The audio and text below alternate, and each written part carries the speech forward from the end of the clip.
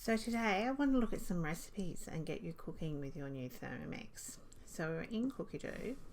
I'm just going to go to my recipes and I've created a collection just to show you some of the basics that are good to start with, and some of the, I guess, tried and true recipes that I love, and I know lots of people who have used their Thermomix for a long time also use.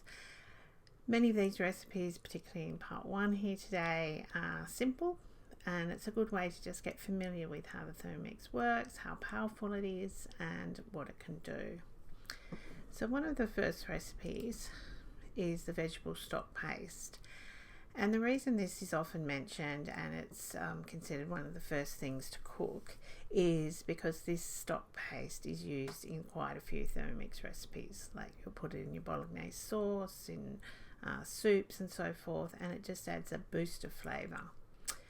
By looking at the ingredients, you'll see it's basically a whole heap of vegetables, some herbs, and the salt here is to preserve it and make it into a stock that will keep in your fridge, or you can freeze it and use it in recipes.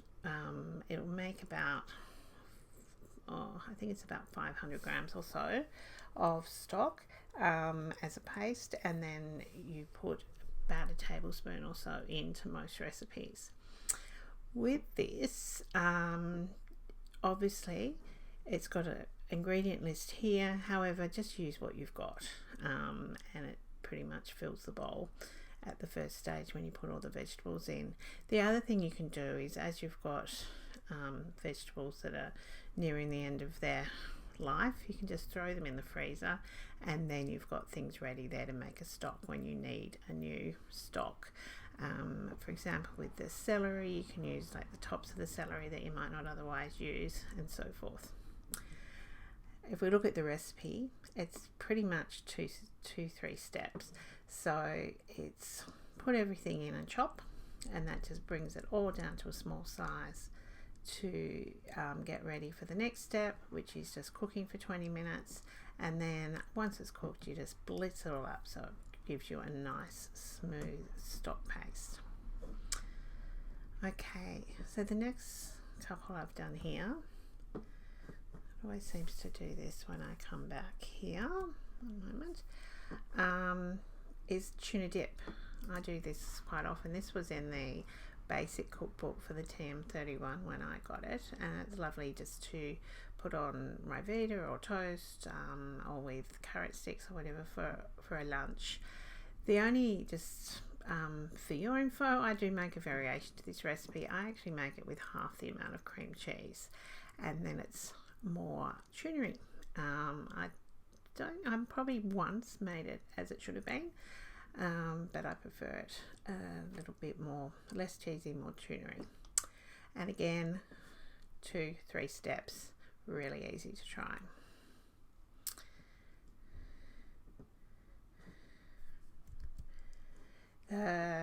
We may as well go in line, even though we're now jumping to a drink. Citrus Margarita. I've only been making this the last few months here and there, and done it in a few cooking demonstrations, and it's really yum. But it's also one that you can use as a base for non-alcoholic sort of slushy frozen drink as well. And what this shows off and does really well is the ice crushing. So pretty much putting your fruit, your alcohol in, and the ice, and then it's a 1 minute crush at speed 10, which is going to be noisy, but it does a really good job, and you get a really nice smooth frozen margarita.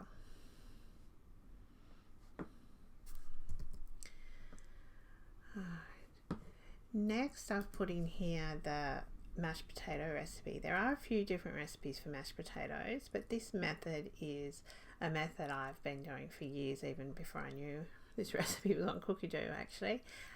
It cooks the potatoes really nicely without them going gluggy. So with this one, it's you're cooking the potatoes in the basket above water, and then after they're cooked, you throw out the water, throw the potatoes in, and then I just put butter in with mine, but you put in what you like to then mash them up, and they're a nice consistency of mash. This recipe also has the step of peeling the potatoes using the peeler, and obviously if you haven't got the peeler attachment yet, then you can just peel normally.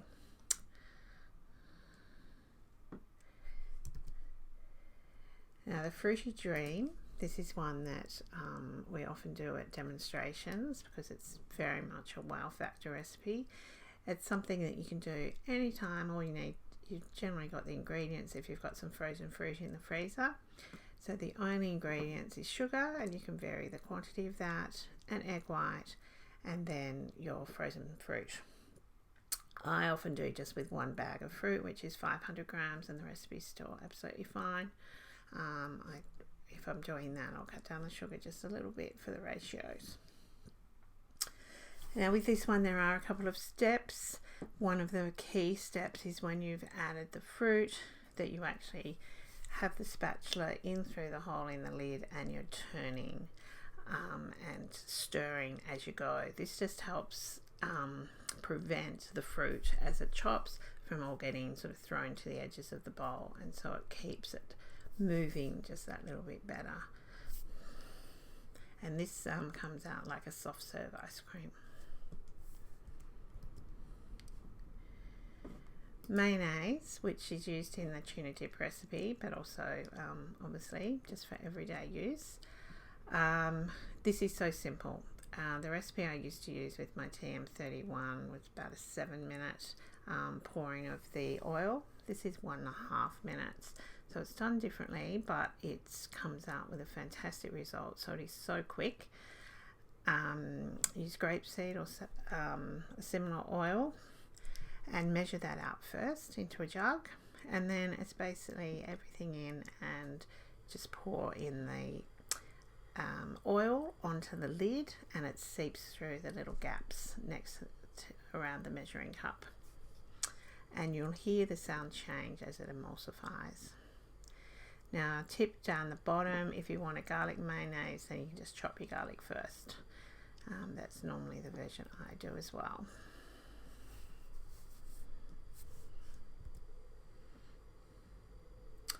Just throwing in a dip here just as an example, but there's so many great dips. If you want to do hummus, tzatziki, baba ganoush, there's a guacamole, there's the pesto style dips, chunky dips. Yeah, they're all brilliant. And this one uses a tin of baby beetroot, parmesan, cashews, shallot, and just some seasoning. And again, just a couple of steps and you're done. So that is a perfect, really yummy dip for every day. And the pizza dough. Everyone makes pizza dough in their Thermomix. Well, slight exaggeration, but it's very popular. So this is super easy. You just mix everything together, and then it kneads it for 2 minutes. Cover it up for an hour, and you're ready to go. Okay, so that's the first part of some of the basic recipes that I think are worth saving. So have a look, give them a save, and try out any that appeal to you.